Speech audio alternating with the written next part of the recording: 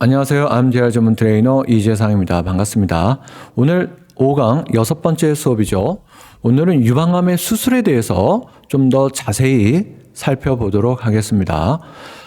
유방암은 다른 암 수술과는 조금 다른 케이스가 있는데, 이게 종양을 이제 목표로 수술하는 부분도 있지만은 그 여성성의 상징인 유방을 또 보존하거나 재건해야 되는 그런 수술의 개념이 또 포함되어 있기 때문에 여러 가지 그 환우분의 선호도에 따라서 여러 유형의 수술이 가능할 수 있다라는 거. 그래서 좀 복잡한 수술이 많이 있을 수 있습니다. 단순히 이제 유방암적으로 봤었을 때 수술은 크게 이제 두 가지로 나눠지죠. 이제 암의 크기에 따라서 수술의 범위가 나눠지는데 부분 절제를 했는지 아니면 전절제 수술을 했는지, 유방이 그 병변이 아주 크거나 또는 다발성이거나 이랬을 때 의사 선생님께서 판단을 하시는 거죠. 이거는 이제 전절제를 해야 된다. 이 정도 사이즈는 부분 절제도 가능하겠다. 그랬을 때 부분 절제도 종류가 여러 가지가 있거든요. 그리고 유방 전절제에서도 종류가 여러 가지가 있고요.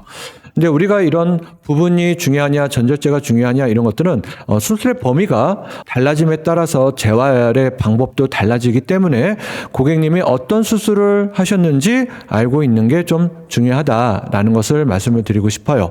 그래서 럼펙토미 이제 유방 부분 절제인데 보면 이제 유방 보존 수술이라고도 합니다. 유방 그 부분 절제 안에서도 범위에 따라서 또 사실 이름이 달라지기도 합니다.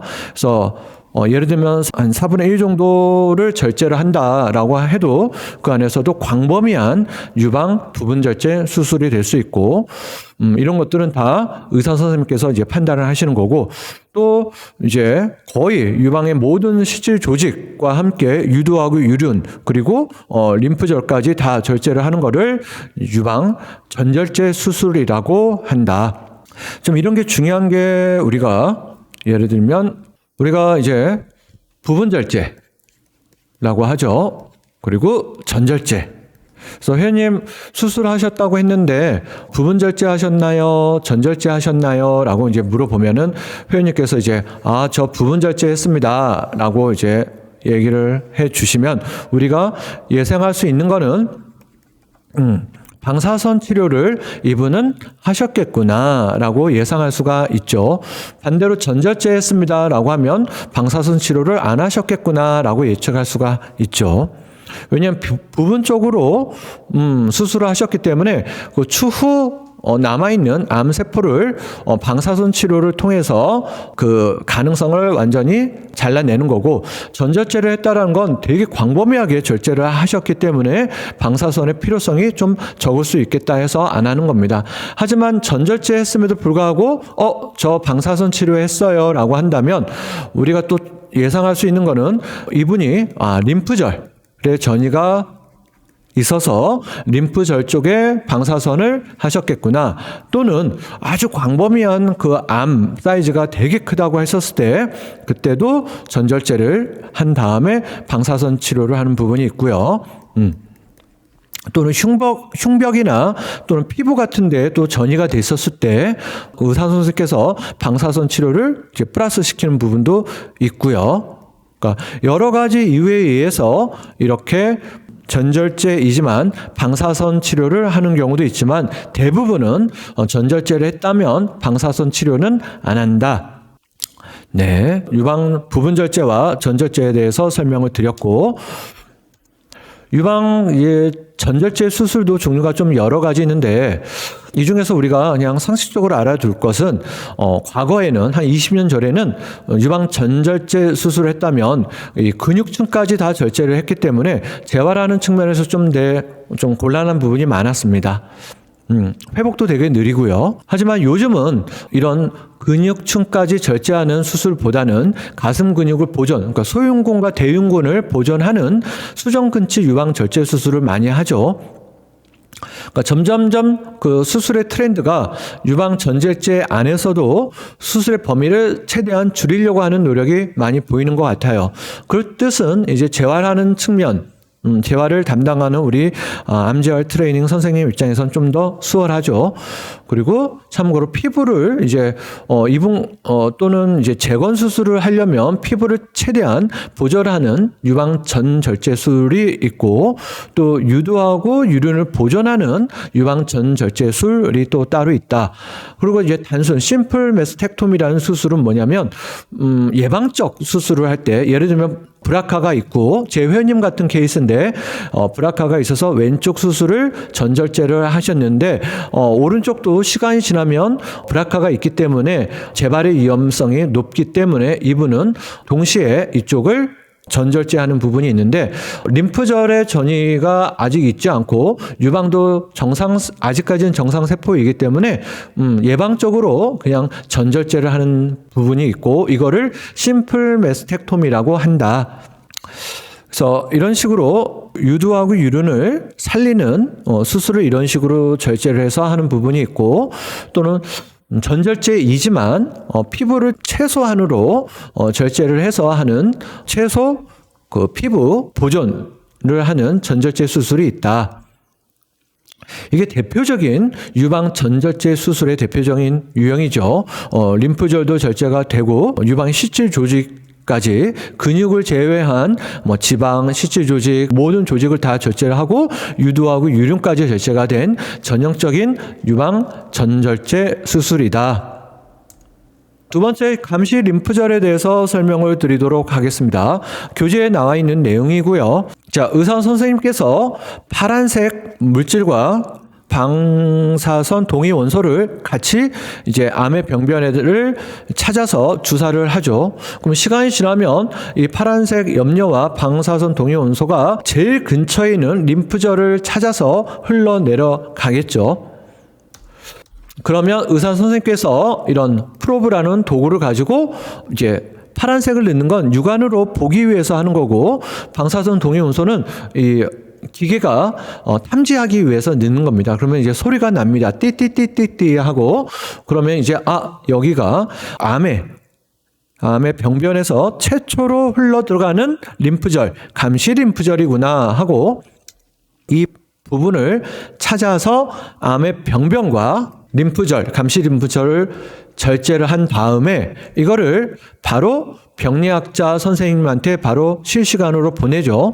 그러면 우리 병리학 선생님께서 이 절제된 부위를 현미경으로 검사를 해서 바로 이제 결과를 의사 선생님한테 알려드립니다. 그래서 이 병변에 이 림프절에 현재 암세포가 있다 한다면 의사 선생님께서는 아직 봉합을 하지 않은 대기 상태이기 때문에 림프절을 더 절제를 하겠죠. 또는 암이 보이지 않습니다 하면은 이 상태에서 추가로 절제를 하지 않고 봉합을 하고 수술을 마무리를 하겠죠.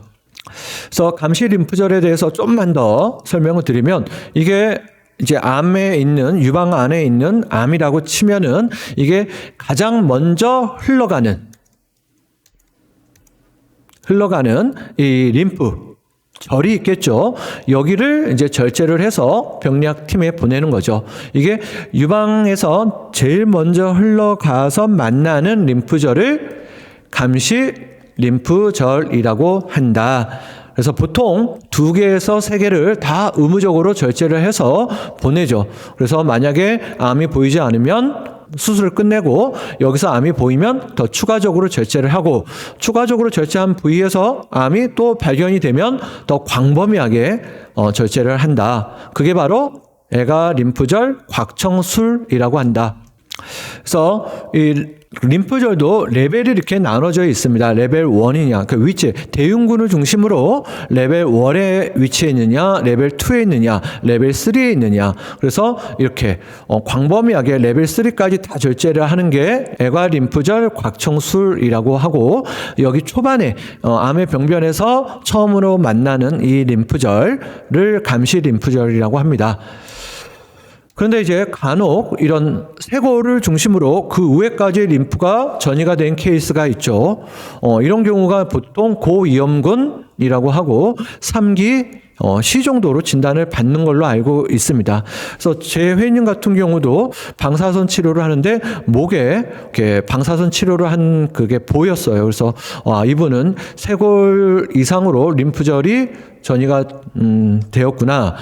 그 뜻은 이제 3기 C 정도로 고위험군이고, 그렇다면 이분은 상황에 따라서 모든 치료가 다 끝난 후 당연히 이제 만약 이분이 호르몬 양성의 그 쇄골 위로 전이가 되었다 한다면 이분 같은 경우는 호르몬 치료와 또는 표적 치료, CDK4/6 억제제를 이제 또 추가적으로 할 가능성이 있다고 예측할 수 있겠죠.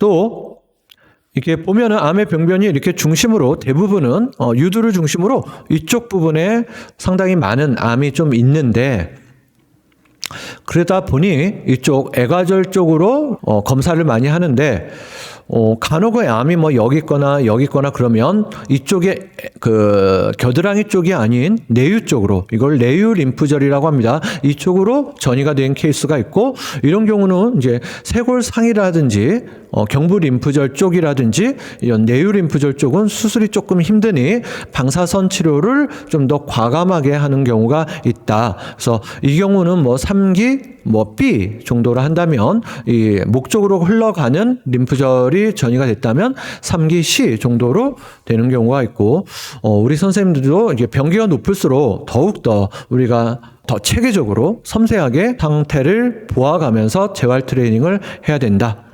이제 우리 인간의 몸에 있는 림프절을 제가 한번 이렇게 영상으로 한번 봤습니다. 이 완두콩 모양처럼 되게 많은 림프절이 있는데, 특히나 겨드랑이 쪽과 목 쪽에 상당히 많죠.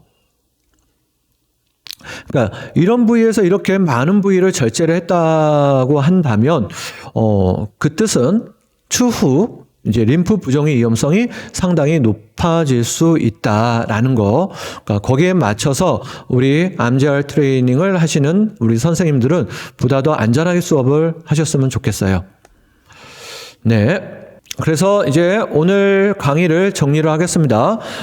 우리가 지금 5강 암 치료의 이해에 대해서 지금 강의가 진행이 되고 있고, 계속 수술에 대해서 설명을 드리고 있고, 오늘은 그 중에서도 유방암 수술에 대해서 설명을 드렸습니다.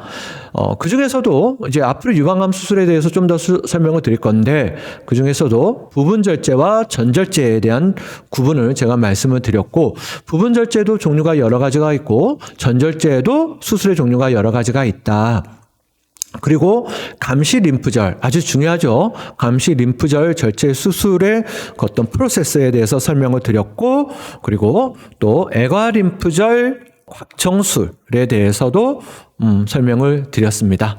네, 오늘 강의는 여기까지 진행을 하고 다음 시간에 또 좋은 내용으로 만나 뵙도록 하겠습니다. 감사합니다.